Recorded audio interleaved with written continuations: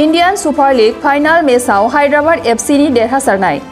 बर'नि फिसा हलिचरन नार्जारीखौ दिनै गुवाहाटी एयारपर्टआव बरायनाय हाबाफारि लादों। क'क्राझार सहरनि बेन्दोंआव थानाय बाथाबारि गामिनि बिफा उरुसिं नार्जारी, बिमा लोक्षी नार्जारीनि फिसाज्ला हलिचरन नार्जारीखौ दिनै गुवाहाटी एयारपर्टआव दिमालु क्लाबनि एफसी बरपेटा रडनिफ्राय बिबारमालाजों लोगोसे आर'नाइ फालिजों मान बावनायजों लोगोसे बरायनाय हाबाफारि लादों। बर' माहारिनि गेजेराव लोगोसेनो इंडियान सुपार लीगनि फाइनाल मेचआव हलिचरन नार्जारीनि गल होनो हानाया बर' हारिखौ आरोबाव जोबोद गोग्गाथावना खालामदों। भारत हादरनि गेजेराव फुटबल गेलेमुखौ जौगाखांहोनायनि थांखिजों थांनाय माखासे बोसोरनिफ्राय फारियै खुंबोनाय इंडियान सुपार लीग सुंद'यै ISLनि जोबथा एबा फाइनाल मेच गेलेनायाव मोननै हान्जानि गेजेराव जोबनानै थांबाय। मख'नो गोनांदि ISLनि फाइनाल मेचखौ हायद्राबाद एफसी आरो केरेला ब्लास्टार हान्जानि गेजेराव गोख्रों गेलेनायाव 90 मिनिट समसिम मोन्नैबो हान्जाया 1-1 स्करजों समान जादोंमोनब्लाबो टाइब्रेकारावनो हायद्राबाद एफसी हान्जाया जोबथायाव गोख्रों गेलेगिरि हलिचरन नार्जारीनि गल होनायजों फाइनाल मेचखौ इंडियान सुपार लीगनि जारिमिनाव गिबि खेब देरहानो हायो। फार्स्ट अफ अल आं जोबोर गोजोननाय मोनदों। दिनै आंनि केरियाराव दिनै 8था सिजन ISL जाबाय। दिनै बे 8था सिजनाव दिनै आं चेम्पियन जानानै फैनो हादों। आं जोबोद गोजोननाय मोनदों आरो आंनि उन जाय मानसि आंखौ सापर्ट खालामदों, थैंक यू सो माच। बेनि थाखाय आं एप्रिशिएट खालामो गावखौनो गाव। जोबोद गोजोननाय मोनदों आं। आरो माबे गेलेबावनो गेलेनांगौ आरो बहुत गोबाव दंबावो।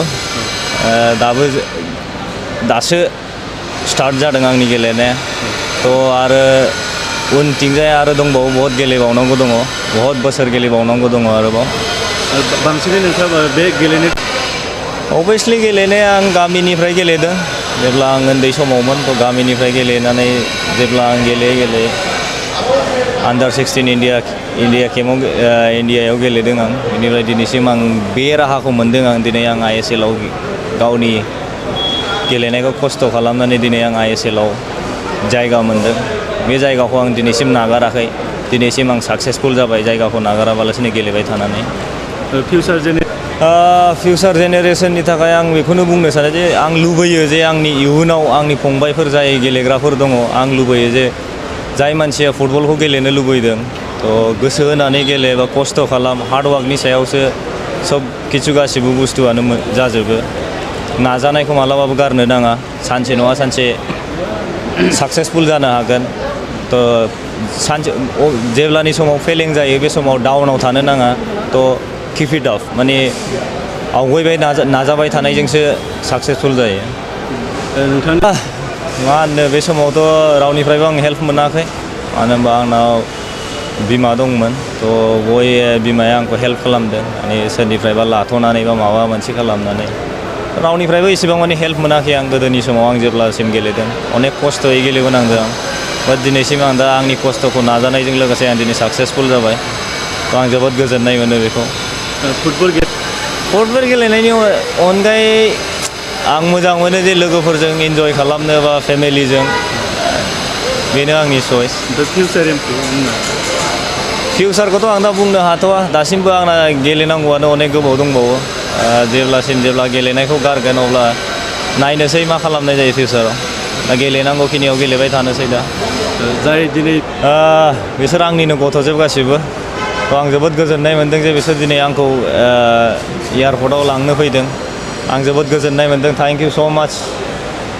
आंनि गथ'फोरनि थाखाय जोबोद गोजोननाय मोनदों आं। दिनैसिम आं बेबायदि मोनफेराखै, खिन्थु दिनै आंनि गथ'फ्रा दिनै लांनो फैदों। आं जोबोद गोजोननाय मोनदों, जोबोद खुसि मोनदों आं दिनै। बिटिआर हालामनि थाखाय मोनसे गोजोनथाव खौरां। 68थि भारत रत्न लोकप्रिय गपिनाथ बरदलै ट्रफी जोलुर बादायलायनाय। बे बादायलायनायखौ गिबि खेबनि थाखाय बिटिआरनि सिङाव थानाय चिरां जिल्लायाव सोलिफुबाय थानाय मार्च दाननि गेजेराव खुंफुंनाय जागोन। Guwahati sports association in association with Subunthi फाउन्डेशननि बानजायनायाव देग्लाय चिरां थाइखाजरानि राइन' क्लाब गेलेग्रा फोथाराव 2022 इं 25 मार्चनिफ्राय जागायनानै 30 मार्चसिम जोबथा बादायलायनाय जागोन। गासै मोनब्रै गेदेर जोलुर क्लाबफोरनि गेजेराव बे बादायलायनाया जागोन। बे गेदेर जोलुर क्लाबफोरनि मुंफोरानो जाबाय north east united FC, united Chirang Duar FC, Shillong लाजं FC आरो आसाम रेजिमेन्टेल सेन्टार। बादायलायनायनि सम खाना होखानाय बादियै 25 मार्च खालि नर्थ इस्ट इउनाइटेड FC आरो United Chirang Duar FC, 26 March खालि शिलं लाजं FC आरो आसाम रेजिमेन्टेल सेन्टार, 27 मार्च खालि नर्थ इस्ट इउनाइटेड FC आरो आसाम रेजिमेन्टेल सेन्टार, 28 मार्च खालि इउनाइटेड चिरां दुवार FC आरो शिलं लाजं FC, 29 मार्च खालि आसाम रेजिमेन्टेल सेन्टार आरो United Chirang Duar FC, 30 March खालि नर्थ इस्ट इउनाइटेड FC आरो शिलं लाजं FC नि गेजेराव बे बादायलायनाया जागोन। जानो थांनाय बे बादायलायनायनि टिकेटखौ दानिफ्रायनो टिकेट काउन्टाराव होनाय जाबाय।